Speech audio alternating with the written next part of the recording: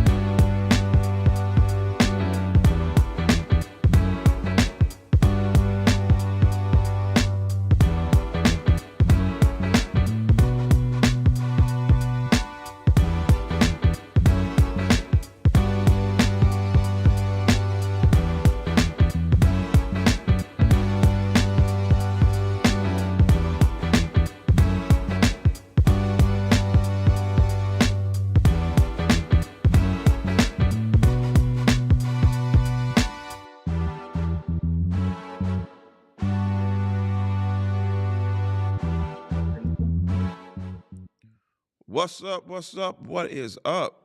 The Pop Up Podcast back in effect. Can I get a round of applause for my people? All right. This is Andre Mitchell, Dre, Pastor Andre. I'm known by several things. And let me bring my co host in, Stephen Mitchell. Bring him up. What's Can we get up, a round bro? of applause for old Stevie Steve? Bro, happy to be here. Happy to be with the people again. So good to see y'all. Excited about us popping back up. It's been a minute.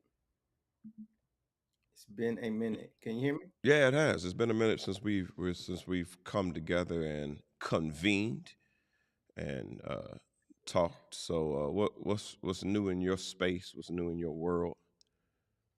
Um, Man, a lot of good things, a lot of busy things. Been working on three things really. Been working on, well, outside of my regular job, outside of my family. I've been working on Diamond Shine Cleaner. Been working on my Turo business, car sharing, and I've been working on Stephen Motivate as a brand that helps. I keep going, vacillating back and forth between various statements of how I want to talk to people and help explain to them how I help them. But my latest one is, I help part-time entrepreneurs generate full-time revenue. So that's what I've been excited about and working on there, man. And it's keeping me busy. It's keeping me busy. I So like that. I like that. Helping part-time entrepreneurs generate full-time revenue or full-time income. full-time revenue, that's right. Full-time Yeah. revenue. And the thought behind that is a lot of people think, okay, I've got a job. I either don't need to do anything else or I can't do anything else. And we just try to dispel those myths that hey, you can be as big as you dream to be. So if you want to do more than just your 9 to 5, uh, I've been able to do it. I know others who've been able to do it, and yeah, that's what we're trying to let people know. So that's what I've been on. What you been up to? I've been in a whole lot of stuff. Unfortunately, the last let's see, in the last 7 days, I've done two funerals, and Jeez. that can get a little taxing. It's interesting. You want people to hear you speak, new people to hear you speak, but not necessarily in that way. I'd much rather them connect to me through things like this. But then again, understand there's also an opportunity, and so I've been trying to juggle with should I grab these opportunities, even though they're going to add extra stress and extra layers. And so trying to figure out if you know who you are and what your well, I always say, does this fit within my wheelhouse? Does this fit within who I'm trying to be long term? And many times it does. And so I'll try to step up and step into it, do it. So I've been doing that. I did get a chance at the top of the month to go out out of the country with my wife, so that was cool. And then came back and did a little vacation with the family. So trying to just be everything to everybody that I'm supposed to be. But in the process, I've got to figure out how to have some time for me. So, Yeah. me and my wife, that was our anniversary trip, but I had really got the trip for her. I was trying to kind of surprise her and just do it up big for her. And then after that, came back and I wanted to do something with my kids. And I'm learning that I'm not really putting in outlets for me specifically. So I'm learning how to do that, how to add that, and not be such a go getter that I don't go get myself. So I'm still a work in progress in that. Um, actually, do you have any thoughts on that? I shared something that my therapist told me. I am in therapy. I got a chance to get back in therapy. I was in therapy a couple years ago, and then just could not. Our schedules couldn't align, and the lady kept canceling me. Sometimes I had to cancel, and it just didn't work out. So I decided I'm going to try something different, and I'm doing video conference therapy. So that's actually been helpful. But my therapist said something to me. This would have been Tuesday that I thought was interesting, and she said, "Trust that the people who need to find you will find you. You don't have to overextend yourself." Yeah. Yeah. And Good. That's good. That's good. that kind of hit me because I was telling her about, there's these opportunities. I got these funerals, and so she was asking me, well, okay, how does the funeral trigger you with your own father's loss? I'm like, well, it can trigger me, but I know that this is an opportunity. There's young people in my city that kind of need to hear me. They need to hear my wisdom. I need to be out in these spaces, stepping out. But she was saying you don't have to overextend yourself. So you do have to trust that who's supposed to see you is going to see you without you wearing yourself out. Take the opportunities that are there, they're right in front of you, but don't overreach, don't overextend yourself, or don't throw yourself out trying to reach that next opportunity. And I actually stopped her. I Yeah. was like, I'm about to write this down. This is good. And so I pulled up my notes and I wrote it down. I'm like, yeah, Yeah. I'm about to remember that. But that's not what I'm prone to do. I'm prone to like, this is opportunity. I got to step in it. I got to grab it. But it doesn't do good if you're consistently overextending yourself. And what she was trying to tell me is, in long term, can you stay at the same pace that you're on? This pace I've been on for the Right. last 7 days, 14 days. Can you keep that pace up long term? And I've already looked at it, and I got about 4 or 5 years to maybe consistently be in this pace. And she's like, but can you do it? I'm like, okay, I need to reevaluate that. So I'm learning as I'm growing. Yep. No, I think that's huge, man. And I need to relook back into therapy again. I haven't done it in a while, or I haven't tried to do it in a while, but I know therapy is a positive thing, and therapy is dope. I seen one of my mentors wear a shirt that said therapy is dope recently, so I thought that was good. We just need to change the narrative about therapy, and uh, what do I want to say? Emotional health or mental awareness, right? Because we did a show on Wealthy Thoughts recently where we were talking about there is a stigma with mental health in general. So it's good to hear more people, especially black people, getting out there and being open about their need for therapy, because we've lived some traumatic lives to be honest about it.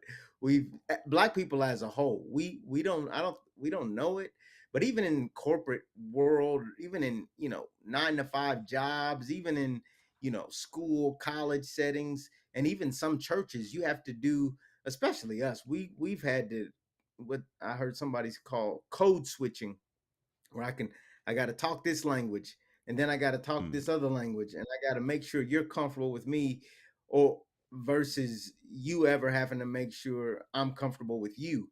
And so all that stuff is really traumatic and we don't know it always. But anyway, I think therapy is good. And the other thing I wanted to say is yeah, is it scalable? And I think about that in the context of business. A lot of people ask me about working a job and trying to do things part time.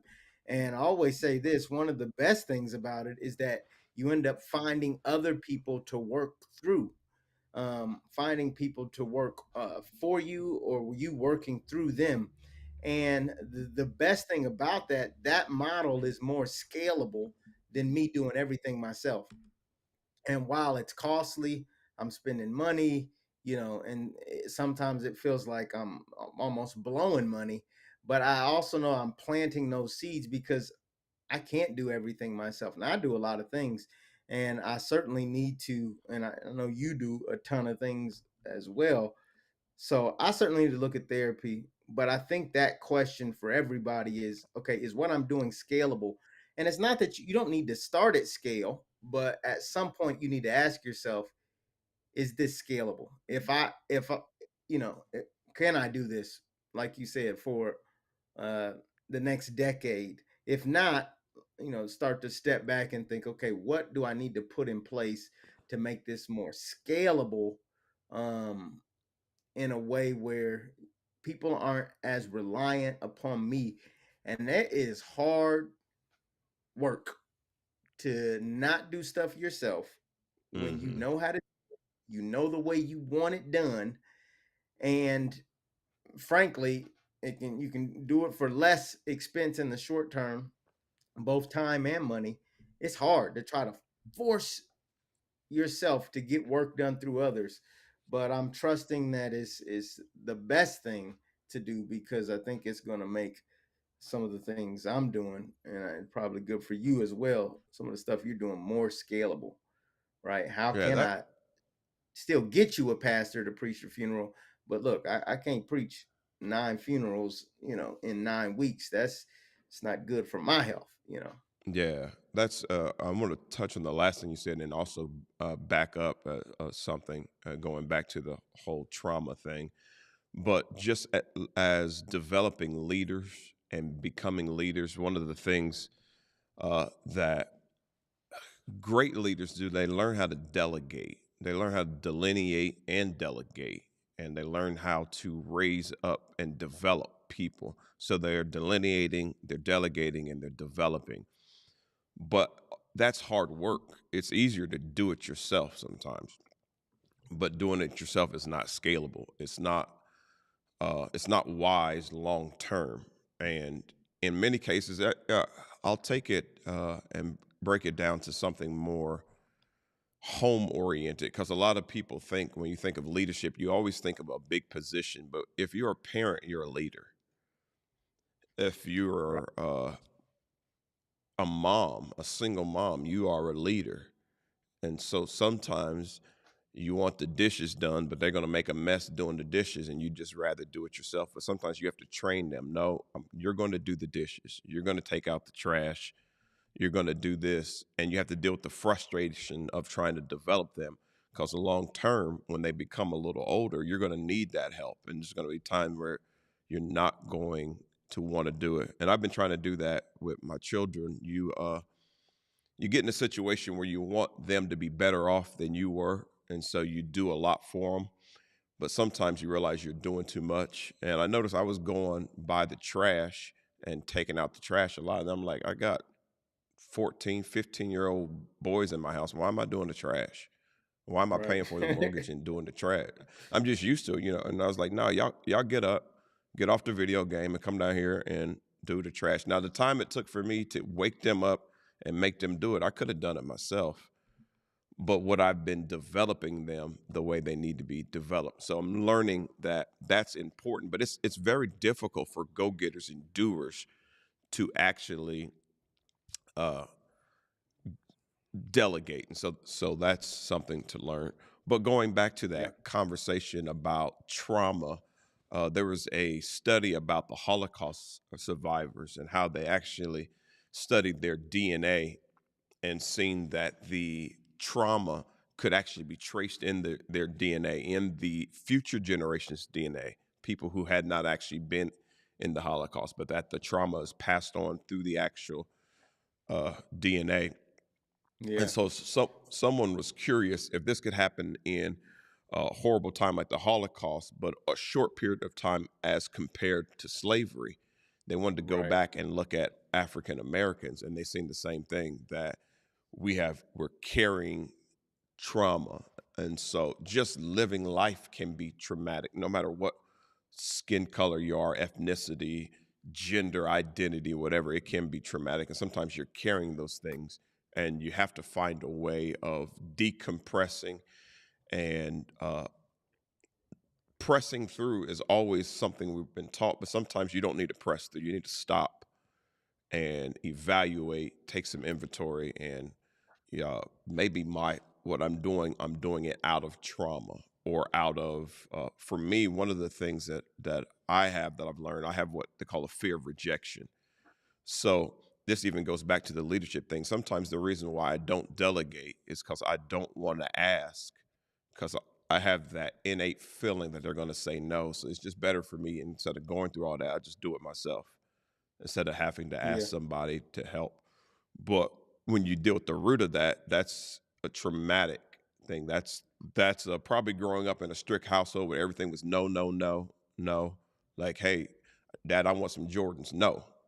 So I had to figure out how to get them on my own, and that taught me a Yeah. lot of good things. But then you carry some of that other stuff, the negative side of that, and it shows up later, and you have to figure that out. And so all Yeah. that It can be. is helpful, and therapy kind of helps with that. But even if you're not talking to someone, learning how to even talk to yourself, which is Yeah. meditation. That's what meditation is muttering, musing, rolling things over in your head. And that's how you start seeing things, and you pick up patterns if you can just slow down for a second and be like, okay, why did I do this? Okay, I'm angry, but why am I angry? Because usually anger is a secondary emotion. And so when you can start figuring those things out, you can slow things down and you can get better. And I've gotten a lot better, but I also noticed, for where I'm headed, I'm going to need someone else, Yeah. because to constantly do the work myself and just keep talking to myself, that actually became more stressful. So I needed to kind of outsource that. Yeah. Yeah. And I'm thinking about the rejection and other things that people internally deal with when they're trying to grow. I have no problem delegating to people, but my issue is I'll tell someone, I'll delegate so much to people that now they're overwhelmed, and I'll come back and like, you haven't done anything.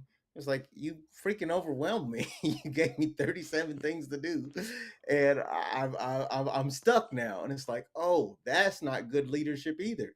To Yeah. delegate everything and just, oh yeah, you do that, you do that. It's like, no, you also have to lead by example. So it's this ebb and flow. It's this, you you don't have it quite right yet, And I think there is a level.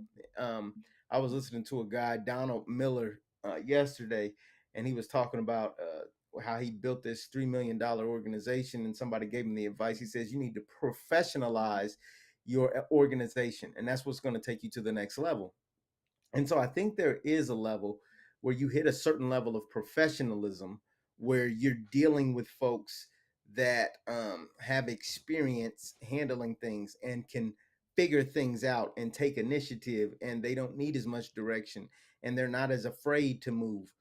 But many of us aren't quite there yet. I mean, this guy was dealing with a $3 million organization, and that was the advice they gave him. It's like, okay, now that you get to that level, so then you can kind of professionalize. So many of us are when you talk about business or even life in general, we're managing things and we're managing them with folks who are dealing with trauma as well, who don't have a lot of the experiences of, you know, how do I do something and I don't have instructions or I don't have someone holding my hand. And so not only are we dealing with that, we're leading people through that. And being aware of that is very important, because if you don't acknowledge that, it's going to be difficult for you to even actually you probably won't fix it because you're so in denial of what the real root problem is, that you're not even attempting to fix it because you're like, oh, I'm not. You lack awareness about, oh, these people are dealing with trauma too. Oh, they might have had a bad day too. Oh, the way I and here's one thing that's really getting me: the way I show up matters, right? That I have a natural tendency to want to be moody because I just am. I don't know. You know, I probably need to be diagnosed, but in lieu of that, there's a level of just, sometimes I got a ton of energy, sometimes I don't want to be bothered. And so, but as a leader, it's like, man, the way I show up matters because, um, and I think I've said this before, but you have to be careful of the shadow you cast. Now, you don't walked in and you kind of not talking to people, and the other day you was talking to people, and you kind of all over the place. It's hard for people to know how to take you or know what to do with you, or until they start realizing, oh, this person is just sporadic. You never know how they're going to feel. You never know how they're going to act. So you just kind of have to be on guard. And so also realizing that's not good either. So yeah, I think a lot of us deal with a lot of things that we got to be aware of to address. Yeah, that reminds me of a leadership book that I read years ago, and it's escaping me what book it was, but it talks about your wake. So what the saying that says, "Oh, they left a lot of damage in their wake." That's Mm, actually it goes back to a sea term, a term of the sea. So what would happen in big ships, they leave. If you've ever been on a cruise ship, you'll look at behind it, you see as it moves forward, it leaves a lot of waves and ripples behind it. And so they have to be careful because there are smaller boats that are not near as big as the large cruise ships. And so someone else in a smaller boat can get caught up in that wake of the larger boat, and they could actually cause the boat to be overthrown. And so mm, the that's larger good. boats have to pay attention what kind of wake, what are they leaving in their trail. And what's so interesting and important about that is the fact that as a cruise ship, it's moving forward. It's not looking backwards. So you have to be aware of the people coming behind you and the things coming behind you so that you can make sure that you're not causing disturbances for them. So, as what you're saying is, okay, I'm moody, but I can't bring that mood into the people that I'm leading because that may damage them, and I may know that this is only a temporary mood. In other words, I'm crazy until I get my coffee. Well, that may work for me, but it may be damaging for the people that I'm Right. leading. So I got to be careful. What wake am I leaving? What am I doing? And when you, as it relates to home life, when you come home from a stressful day, if you carry all of that into the house and you leave a wake that damages people to where and and just the understanding that everybody's on different levels. So if you're the larger boat, you may look at him like, man, get over it. Shoot, I'm dealing with $100,000 problems at work, and you mad because I didn't smile. Yeah, but they're a smaller boat, and your Mm. weight could actually overturn them. It could throw them off. So you got to be Oh, careful. that's And good. as a pastor, I've really had to work on that because the way our church setup is, all our technology stuff is right at the back of the building.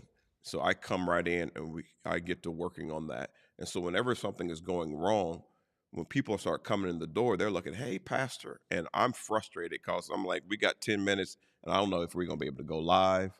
And I don't want to, you, hey, pastor me. I want go on, get your seat because I'm trying to get going. But I have to realize that now I gotta within a few minutes turn around and preach to them. So if Yeah. I'm rude when they first come in the door, and I'm not intentionally trying to be rude, but I'm trying to work on something, but I've got to you got to learn how to put on a smile because you are a leader, and so your Yeah. wake is vitally important. And just to bring it home one more time, if I'm the cruise ship and you are the what is you're a jet ski, and Hmm. you're getting on the jet ski because you're on vacation and you're trying to have fun. But if I sink you, then I took what should have been fun for you and I totally turned your life upside down. So we have to be very careful in the wake that we leave. Yeah. The bigger your wake, the bigger your responsibility. So I love that, especially for the smaller boats that's around you. That's big. And I think the healing part, like, are we really healing? I think that's why the therapy is huge, because walking around unhealed from stuff really is the root of a lot of things, right? Some of that childhood trauma. Recently I was in Atlanta, and I heard folks, some of the guys I was with, Marquell Russell and uh, Andre. I forget his name is Andre too. I forget his last name, but Oh, he must have uh, been good. He must have been dope if his name was he was Andre. good. But they talked about trauma as it relates to money. Like, so many of us are so Oh, that's scared yeah, that's deep. because we still think that we're that little kid that either has to hold on to a dollar or has to spend it every time to show off. Like, we're doing things still because we haven't healed from a lot of this stuff, that we dealt with, these childhood traumas, these adolescent traumas that we haven't healed from. And it relates into so many areas. But you see folks get stuck, or they don't want to invest in their future. Well, investing is, you know if you look at the facts, investing is one of the best things you can do with your money. It's going to be better than you Hmm. just saving it. It's going to be better than you spending it. It's going to be better than in some cases, giving it all away. And I think you should do all those things. I think you should give. I think you should spend it. I think you should save it. But the facts show that being a really good steward over money would include investing a large portion of it, especially the younger you are. And then, well, even more if you didn't do that, the older you are. But the hesitancy, the oh, you got to be, you know, I don't know about that investing stuff. It's like that's a childhood, that's a generational something that's popping up, that's got folks scared of things that in the information age you can dig into and get real facts about. It doesn't have to be this blurry, sort of ambiguous thing. But Hmm.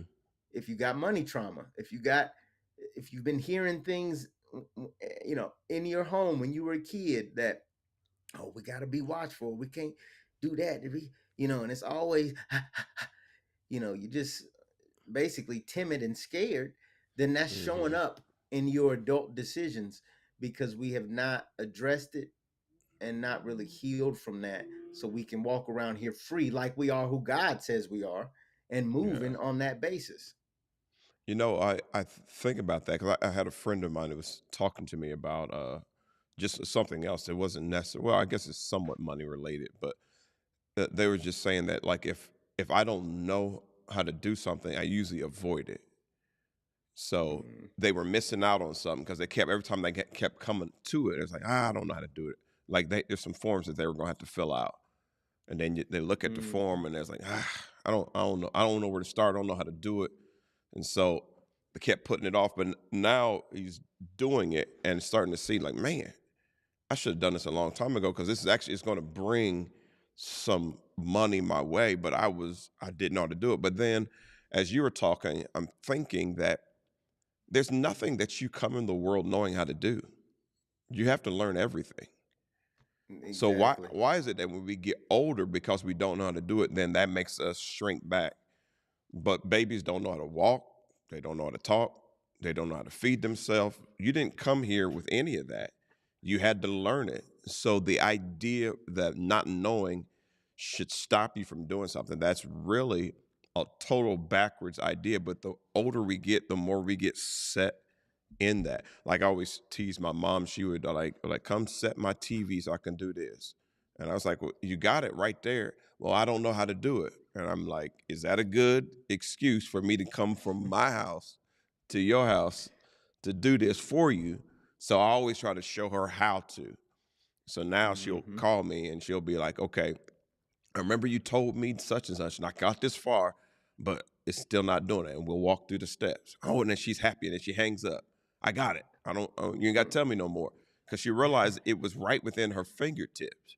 And some Yes. of it was as simply as her, she wanted to find a certain show. And I was like, your remote actually has a microphone on it where you can talk and tell the remote what show you want to see. She's like, really? Wow. But because she didn't know, she went months without finding her show. And we Yeah. do that in so many things, and that's part of our trauma too. But at some point, you gotta figure out, do do I need it more than I'm afraid of finding out? Mm. Yep. And sometimes, okay, I need it. So I'm just gonna go. And some of the stuff that I've done, I found out like it's super easy. I've been embarrassed at how easy it was because Yeah. I was scared. I didn't know. So sometimes And you that's got to just, go. You got to you take a know, risk. and I feel like, and I really want to encourage each other and anyone out there listening, is that one, abundance is ours. Abundance is, almost like we're about to preach or something, but abundance is our portion. And we have this regression towards lack. We want to, and part of that, I don't know, or I'm afraid to, or I can't do it. I see it with my youngest daughter. I was actually just on the phone with mama. It's been a crazy day, first of all, and I've been completely interrupt myself.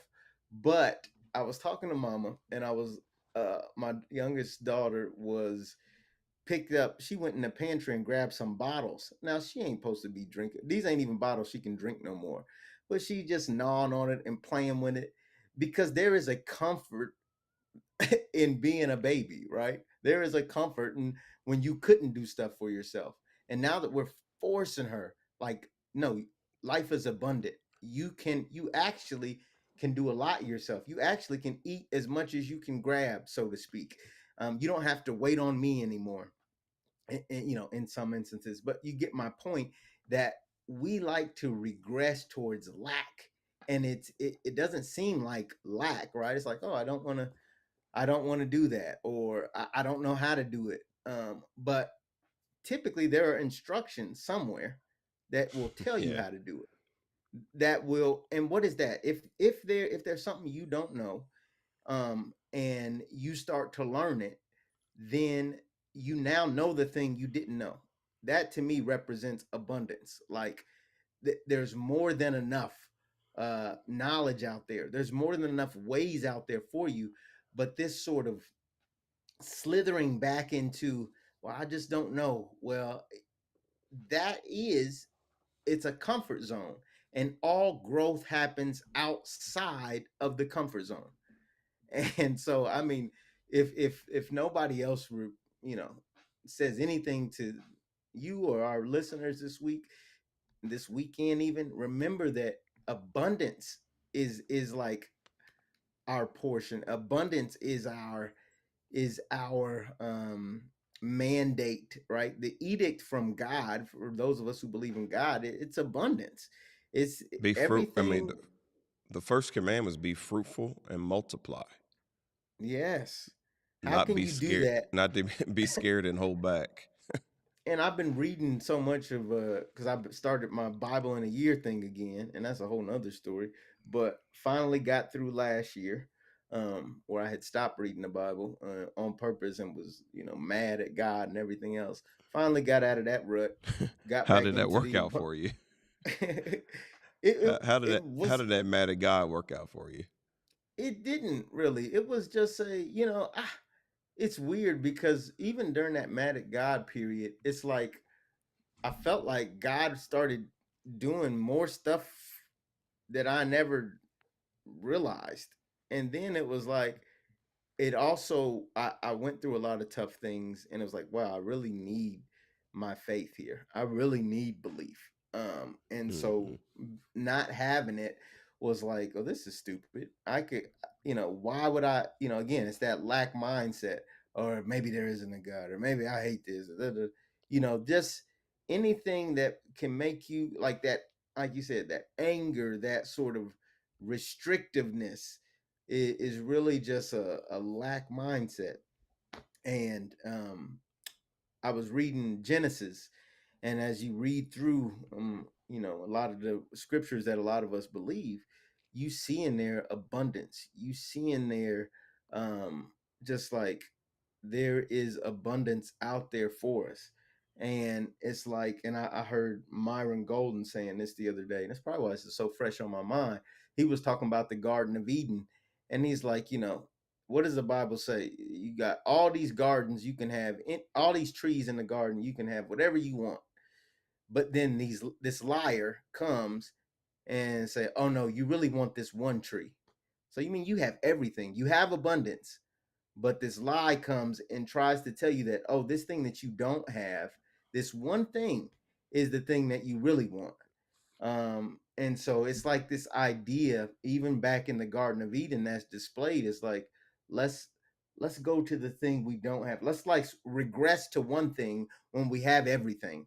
And I hope that all of us are encouraged not to get into that mindset and to stay motivated that God's plan is for us to have all the trees, not just this one, right? And so the abundant mindset is really what I'm on. In like, hey, we can do this, we can get through this, um, but you gotta be willing to get out of that comfort zone and stretch for it, stretch for it. And there's a lot of other things, but one thing for sure is the more comfort. It's a difference between being content and being complacent, and it's a Hmm. thin line, right? And I use that same thing, but I said it a little different. It's the difference between being content and being contained.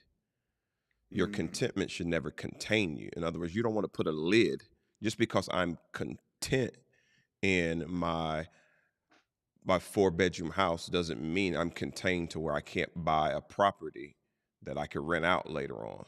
So don't allow your contentment to become containment, or like what you exactly. said about comfortability. Yeah, Yeah, that when comfort. you look at the Garden of Eden, what I found so interesting about that, because I always looked at it, so like, what's the big deal about just that one tree? I mean, I mean, what's the big deal? I mean, but the big deal was it was the knowledge of good and evil. It put them in a place where now they have to choose. Before it was just good, but now they're going to be Mhm, presented with both good and evil, and now you have to choose. But some things that are evil appear good. Some things that are mhm, evil feel good. Some things that are evil taste good. So now you have to choose. Before, there it wasn't the choose, it was everything's abundance, abound in it, be fruitful and multiply. But being tricked into that put us in the thing where now we have to choose. So when people talk about we have free will, that's not the best thing, because now you have choice. But so since you do have choice, that that choice took our choice away, because by the yeah, time we showed up, we didn't have a choice. We have good and evil. We were thrust into that. But since that is the case, then we have to go to the root of that, which is it's the knowledge of good and evil. So now we have to seek knowledge so we know what to choose. And so we're saying we need to stop choosing lack, fear, comfortability. We got to kind of uh, push ourselves. But in order to do that, now we have to gain that knowledge. And so poo poo on Adam and Eve for putting us in this situation. But now that we're here, mhm, we need the knowledge, because now I got to yeah. figure out this is evil, but why? Well, because my Eh, mama said it's evil. No, I need more than that. I need to know, because I'm going to have to make choice, and that choice is going to have ramifications. Yeah, and I think it's a good litmus test. When you're trying to figure out what to do next, it's like, am I going to move with an abundant mindset, or I'm going to move with a lack mindset? Hmm. And I think a lot of times the lack mindset really is, it's not really even money. Like money is just, you know, not even in the top five things of what we need to really be fulfilled and and be at our best. But it's like what lies are telling us, okay, stay mad. Okay, um be stay moody, like this stuff, everything we were just talking about. It's like keep having that negative self-talk, or don't go get therapy. You don't need therapy. What can therapy teach you? It's everything. That's just these little lies that just get played over and over. And at some point it's like, okay, sometimes you fail to it, but that's even okay because you can get back up. But I just think it's a good test of everything. Like just seeing the world like that is like what is going to move me towards abundance, even with some of the choices. um and obviously you gotta use wisdom, right? But you don't want to just restrict yourself so much so that you're not even giving yourself a chance to do what God said is possible for you, right? Hmm. So that's what I've been on recently. I don't know why this brings me to a crazy story, but it made me think about human nature, and if if we had knowledge about people, if we had it would change. And like if we knew people, and let's say if we gave people grace more, it would change so much. So I was thinking about something that happened to me that's kind of funny. So uh, went to the bathroom at work and came out the stall, washed my hands. Nobody was there. Getting ready to walk out the door and realized that, oh, I don't have my safety glasses. And I'm like, oh, I left them in the stall. So I'm like, I need to go back in there and I need to grab them.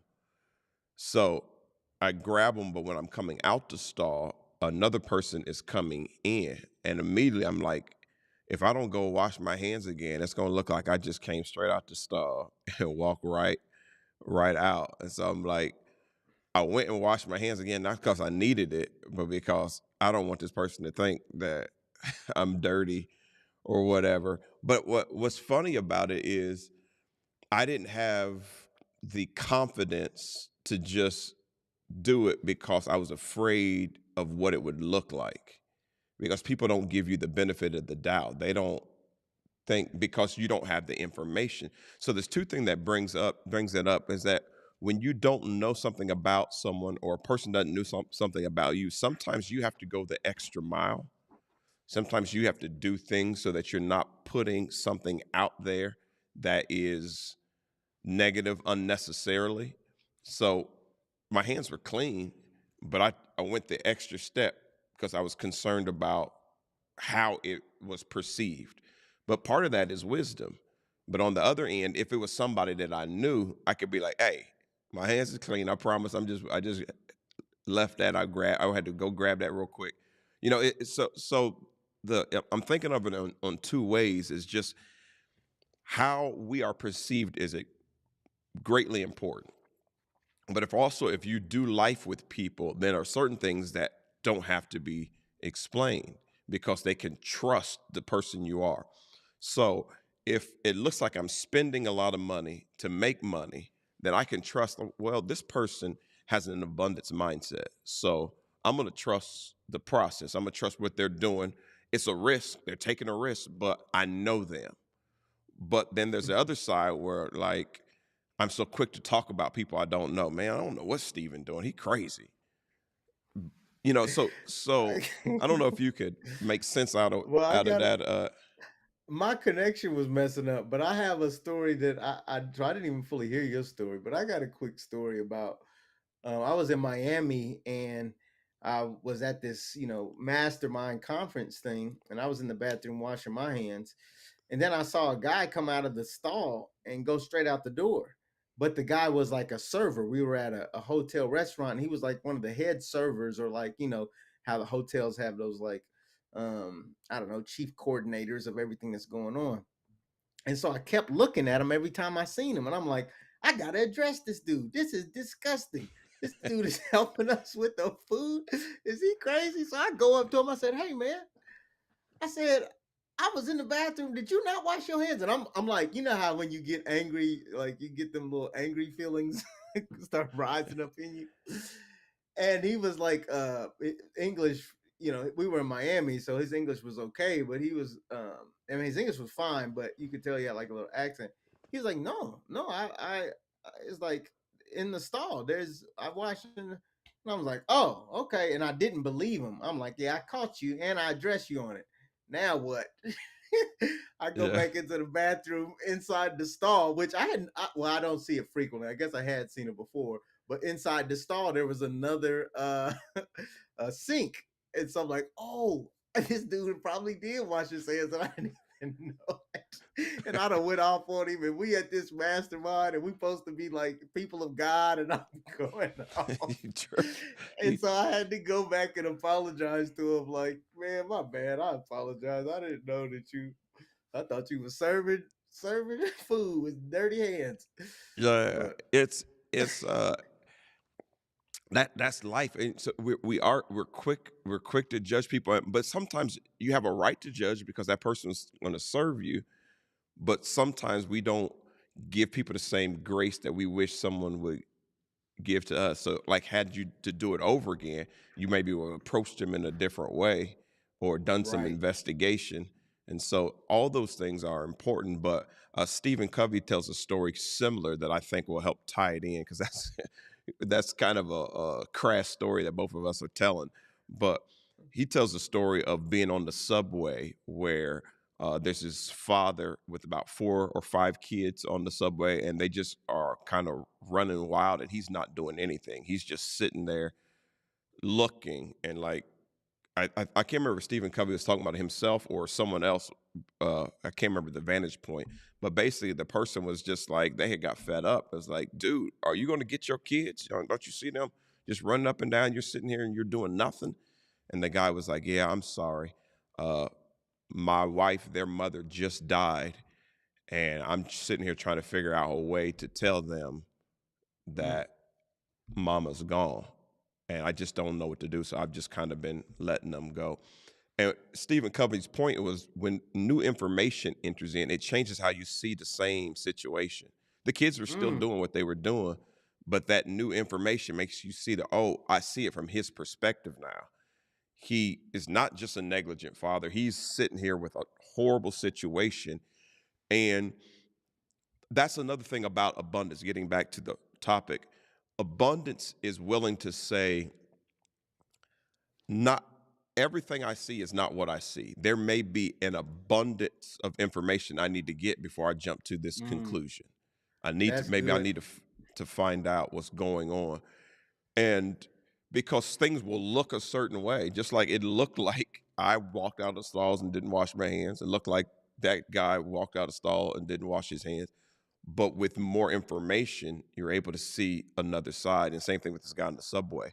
And so the lack mindset is so quick to always be judging and not looking at the abundance of people. And see, now there are people who will do weird things, but when you think in the mindset of abundance, then why would God have me in a place where my server is not going to wash his hands? And if God Hmm. does have me in a place where my server is not going to wash his hands, that's probably why I say grace and blessing. And so it's just a different mindset to have. It, it is, and I love that because we have this tilt a bit towards what's negative, and that is something I really want to address with folks over time, over the rest of my life, is that we do need to see things from an abundant standpoint. You know, you could be talking ideas.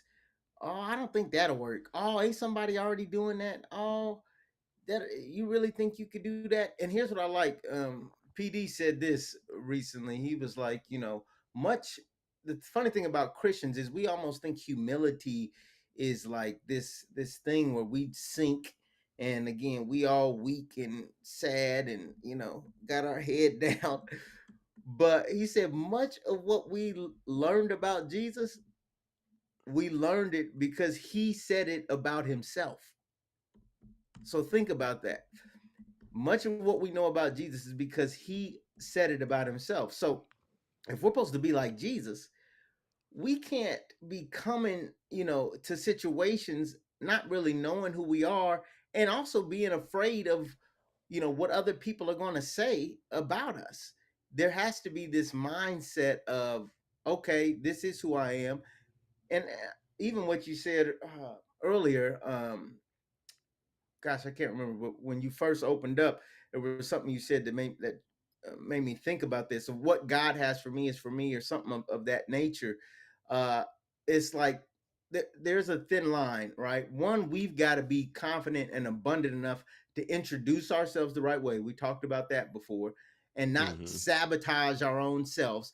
Oh, I'm just a little servant of the king.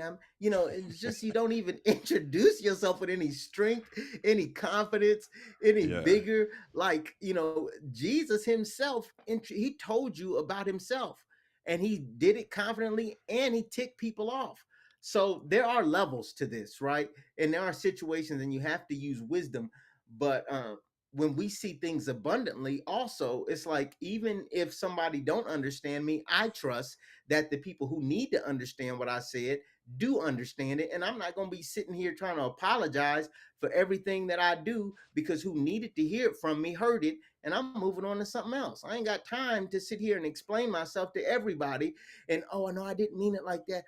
Now, certain friends and but we've got to have a confidence and an abundant mindset and a positive tilt on things. And we can't give a lot of energy and time to folks that's just, you know, Steve put up a post recently about it, and you got to tell Steve what we talked about off camera. Steve, we want you to. Andre said you can come flip his house, but but that post he put up about the house flip that he did was so inspirational to me, because people saying, "Hey, I want to get into buying houses." Oh, you probably shouldn't buy right now, or you don't know. It's like, stop with all that negative. There is a time to critique, but it's not the time where I'm casting the vision. Yeah, So definitely. I'm done. Yeah. Just going back to what you're saying about like how Jesus talked about himself. So the majority of people will say Jesus was poor, but do you know that's not what Jesus said about himself? And I could prove it to you when the one woman was came and she had poured this expensive perfume on his feet. Uh, the disciples were like, "That's a waste of money. That money could have been sold and given to the poor." And Jesus said, "The poor you have with you always, but you won't always have me." So that proves Mm, that he didn't consider himself as poor, that's because he's good. like, "You, this is my turn to do whatever." So now, wealth is a relative term, so you can look at it different things. But he didn't consider himself poor. So the question is, outside of even your bank account, does that mean you have to consider yourself poor? Do you have to consider yourself poor just because what you purchased came from the Goodwill? And do you have to That's tell good. somebody when they say, "Oh, you look good. Oh, I got this from the Goodwill." I mean, do you really have to say that? No. And you say that because you feel poor. You don't feel abundant. Speak of yourself the way you would want people to think of you. Yeah. And The so proper response is thank you. it's that thank you. Like, you don't have to be arrogant with it, but like some people say, "Oh, you're handsome." Well, I just try to do what I can. All right, whatever. You like like if somebody was to call you ugly, you would be upset. All So when right. they call But you won't accept the handsome, compliment. oh my, well, I just try to do what I can. We Yeah. got, and there's a fine line, but the point is having the abundant mindset to be willing to say, "Okay," or "I appreciate that. Thank you," and move on. Because life will try to devalue you, so you shouldn't devalue you too. You got to learn Exactly.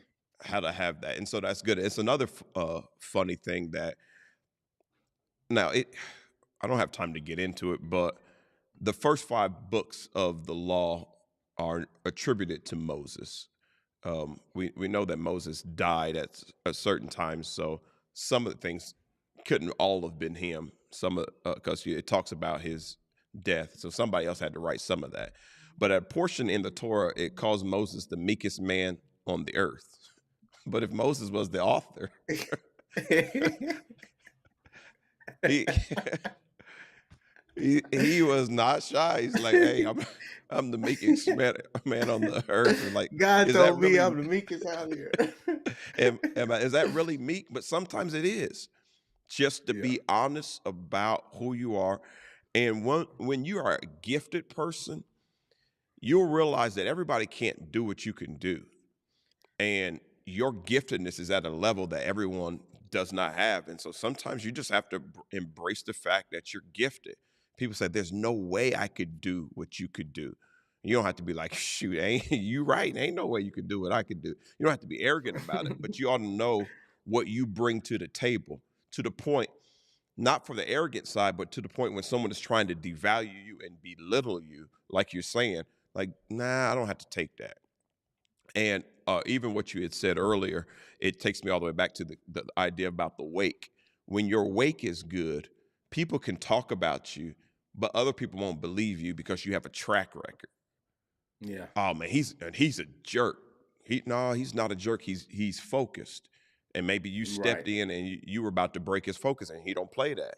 No, he's not a jerk. He's a winner. Oh man, That's good. so and so Michael Jordan's an a-hole. He was a champion, and he let everybody know up front this is how it was going to be. And if you were going to get all the benefits, because everybody who played on that team got the benefits of him being who he was, getting into the Mhm. restaurants free, getting in all that. And so you can't turn around and act like, oh well, he was just a tyrant. No, we all benefited. The wake blessed all of us. It was just that we knew up front this is what it was about. And so when your wake is good, people will stand up for you and they'll be like, no, you got him or you got her wrong, because they really are really good people. They are abundant people. Yeah, and it's it's funny because we going back to the trauma thing. I think and I don't know how much longer we're gonna go, but I think God probably looking back at a little bit of how we grew up, and how we were coming to the altar every revival and some Sunday services, and we repenting every 5 seconds. Some of that was good. Some of that was good, and I know specifically still need to grow a lot in the things of God and sanctification and doing certain things right, in a way that's pleasing to God. And I respect that. And I don't want to belittle that. But I do want to say on the other end is that I wonder if God was laughing sometimes, like, y'all keep trying to fix the same thing. Like, it's not even, I'm not even concerned about that. Like, fix something that is actually a problem, or go do something in the land that can actually show that you're being fruitful, multiplying and having dominion. You sitting there mad because you don't watch the movie with cussing in it, and you sitting there trying to get forgiveness from God and get saved again. It's like, come on. I have more grace than that. I don't need you sitting here, and if you're convicted by it, whatever. But my point is that, like, I think that in retrospect, some of that was just trauma of us trying to be pleasing, and all right, I must have did something wrong, or I stubbed my toe, or I was in a car accident, so God must be mad at me. No, maybe the guy was just driving bad and you got in a car accident. Thank God you're still alive. Now continue to do what you here to do. I almost think it's like a distraction, if that makes sense. Like, Yeah, we're supposed it to is. be having dominion. And really what it is, we don't see is self-righteousness. It's focused on self. But the Bible talks Mm. about righteousness is a gift. We're supposed to be receiving the gift of righteousness. The Bible says a righteous man falls 7 times, but he gets up 8. He really don't waste a bunch of time. He gets up. And then it's Right. funny, you turn around and you look at people who are in the quote unquote in the world and you wonder why they're so successful. They just keep getting up. Yeah. Oh yeah, I blew it. I messed up. I was at the top of my game and I cheated on my wife and I lost everything. And then I built it all back up. I didn't wallow in it. I got up and moved on. And then you got somebody who's laying on the altar every week, and they doing it every week and never moving forward, So, Right. and some of Get up that was off that just altar and go so do something. yeah, some of that was just emotionalism, and we're trying to learn and grow from that, and it's not that it's not important to do right, but how long you gonna wallow in it? Even God told he, he told a couple people that Samuel was crying over Saul, and he was like, "How long are you gonna cry over him? Get up, Yeah. I got somebody else." David was around the corner. He's like, "Get up, go anoint." Like, look, I moved on from him, so you can cry about Yes. it. You can, it's time to move on.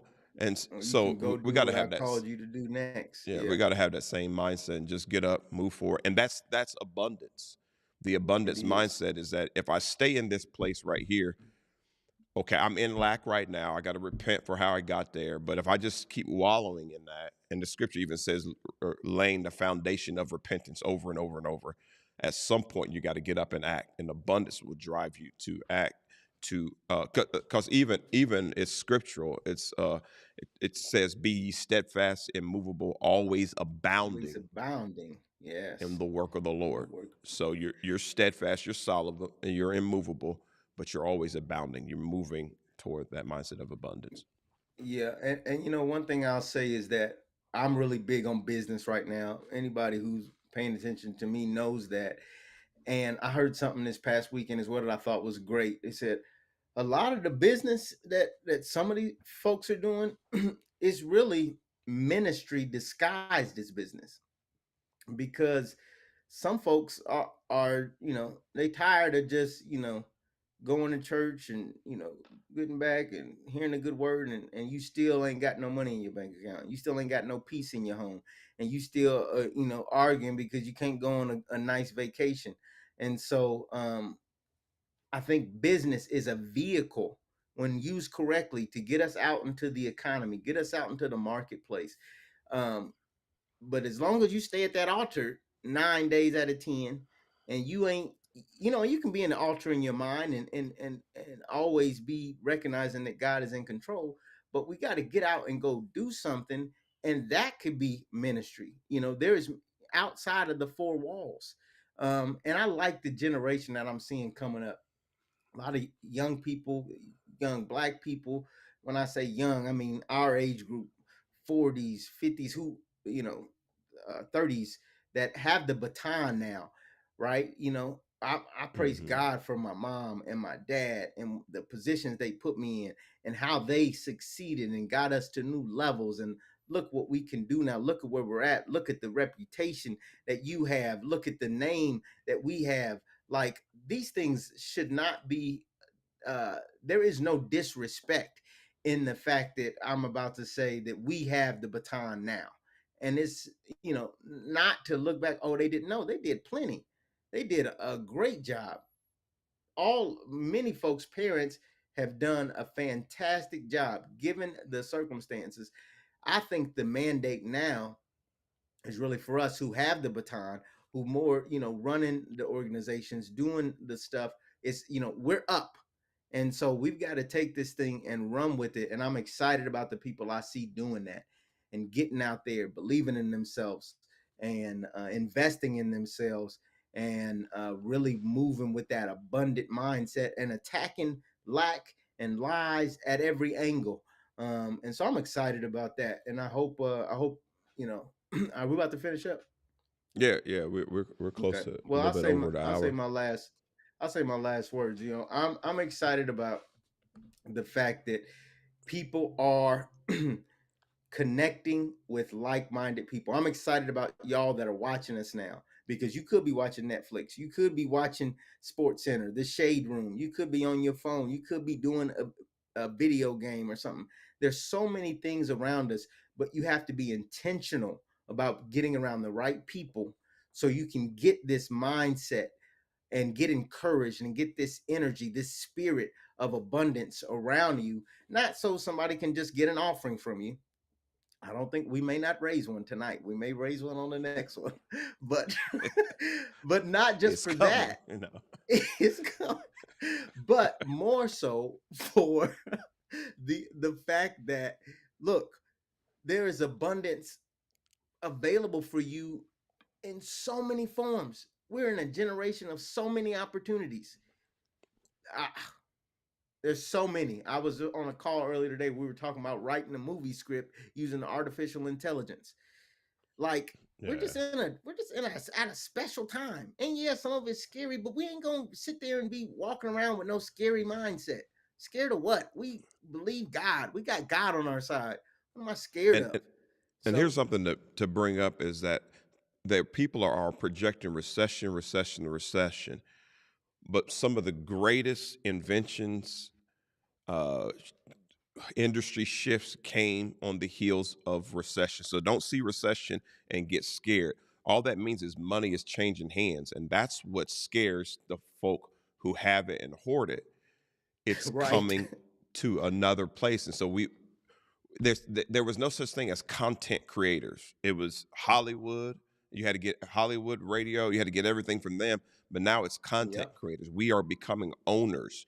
We are owning things, and it's really a time to be excited because now we're not controlled by the media strings and puppets because everybody's got their own voice, and so it's really exciting. So don't be listening to the people who are trying to scare you out of the abundance. This is actually the best time in human history for us. Why? Because we're living this. I can't worry about another time in history. I wasn't there. I'm here now. This is my time now.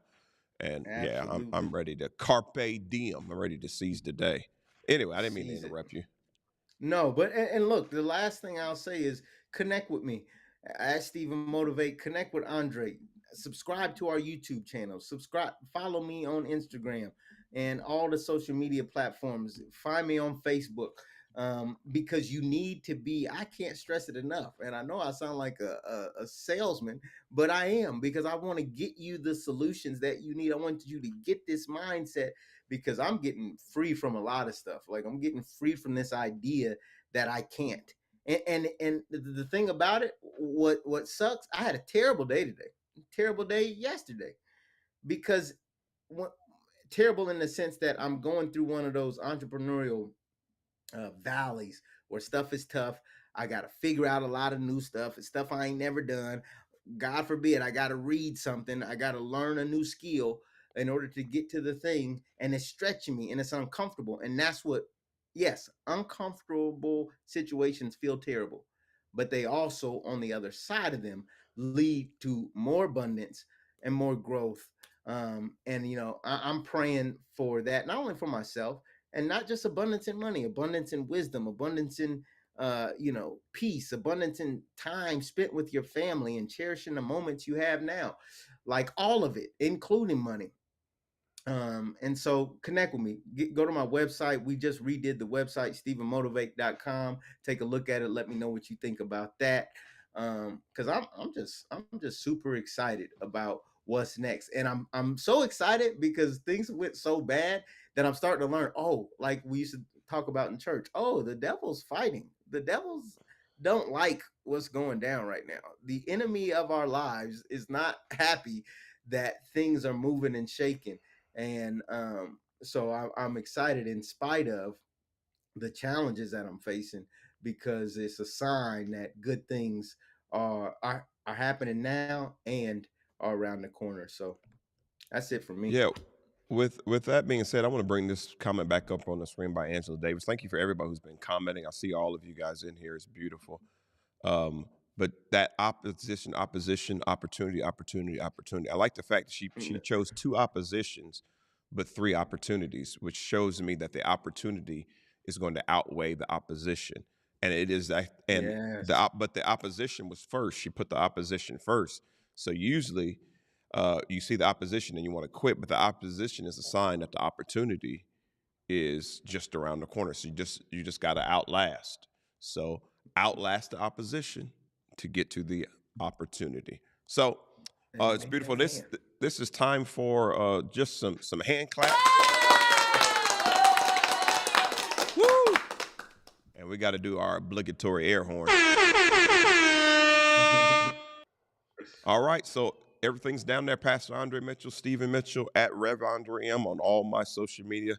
www.andremitchell.com. You can find me. You can connect with me. And if you ever wanted to hear me in person, 720 East 2nd Street, you can come into Deliverance Temple. We will be having a time showing people love, doing what we do.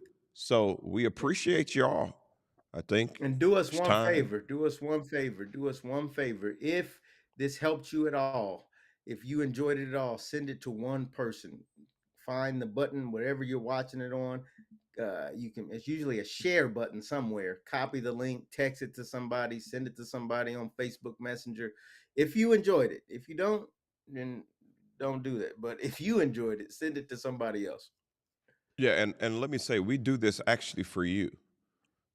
This is not for us. We do it for you. We would talk like this amongst each other, and we just had one idea. Is like, why don't we let people in on our conversation? So whether y'all come in or not, we would be talking to each other. But we decided to open it up, and people have been saying, "Hey, do some more of it." So we do it for you. So share it to more people because, hey, great minds think alike, and when great minds get together, we make great things happen.